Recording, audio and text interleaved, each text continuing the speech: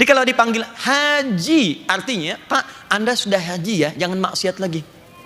Ya, jadi jangan terlampau langsung merubah penampilan, langsung bikin status, alhamdulillah selama ini mimpi saya tercapai jadi haji. Mas Dimas, lewat aja. Pak Haji Dimas, assalamualaikum. Hati-hati. Jelas ya?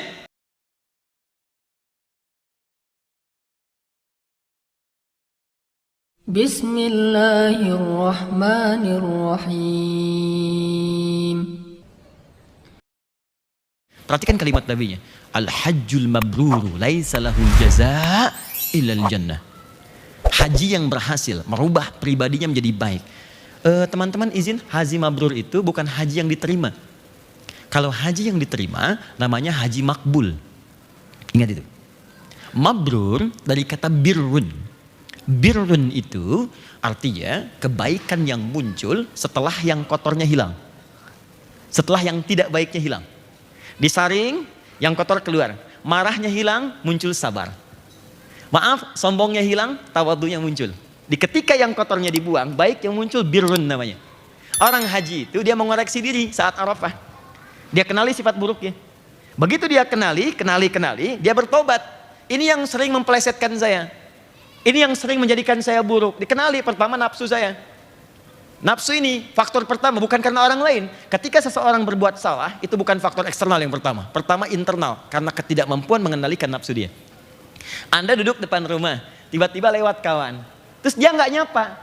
Anda marah misalnya. Marah itu bukan karena dia nggak nyapa, karena Anda tidak mampu mengendalikan amarah.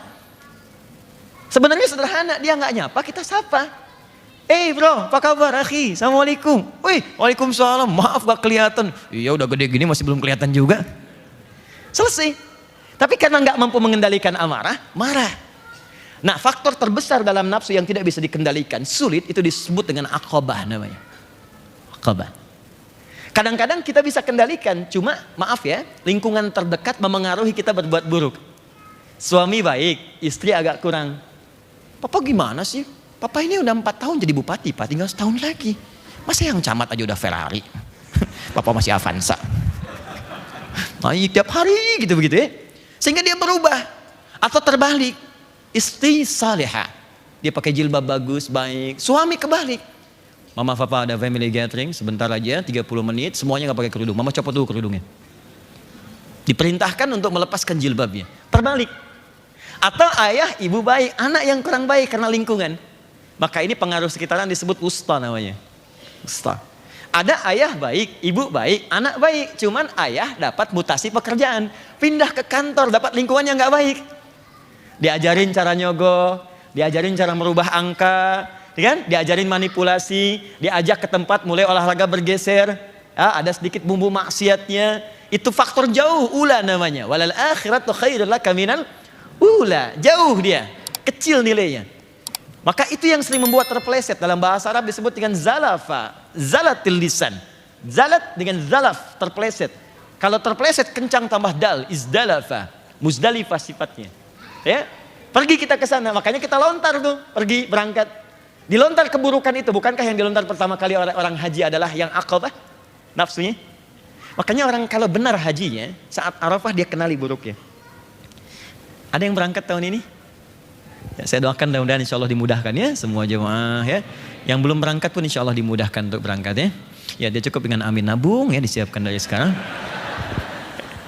nabung supaya terwujud ya. Sekarang lihat sini. Sebelum berangkat catat dulu yang kurang apa, perbaiki semuanya. Jadi nyampe di sana jelas. Dia begitu melontar tanya. Sebelum melontar tanya, suami tanya istri. Mama aku mungkin banyak salahnya, kurang apa, tunjukkan. Cermin kehidupan kita, catat satu-satu. Begitu sampai Arafah kita sesali, taubat di situ. Istri tanya juga pada suami, papa aku apa kurangnya? Oh banyak mah, tulis aja gitu, tulis. Gak apa-apa, nyampe sana lontar. Bismillahirrahmanirrahim, lontar. Begitu dilontar, hilanglah jeleknya. Maaf ya, amarah hilang, sombong hilang, riya hilang, tersisa yang baiknya. Nah ketika yang baik ini muncul, birrun namanya. Kalau melekat pada orangnya, maka berubah kata birrun jadi mabrur namanya. Maka muncul istilah haji mabrur. Haji yang bisa merubah pelakunya jadi lebih baik dari sebelumnya.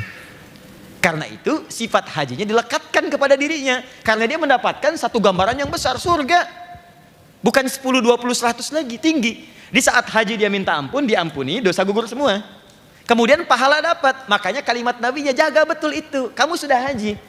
Karena itu sifat haji itu dilekatkan oleh orang Arab dalam bentuk panggilan. Ya haj, hei orang yang sudah haji. Ingat, itu bukan gelar.